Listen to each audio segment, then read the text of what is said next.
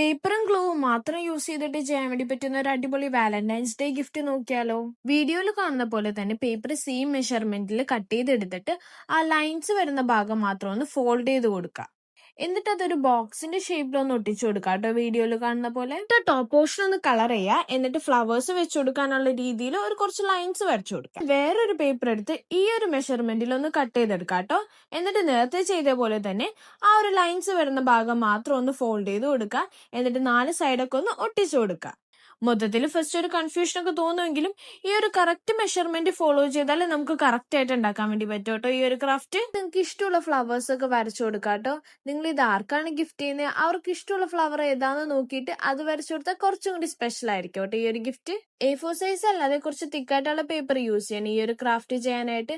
Correct നമുക്ക് ഒരു paper മാത്രം മതി ഈ ഒരു ഫുൾ ക്രാഫ്റ്റ് ചെയ്യാനായിട്ട്.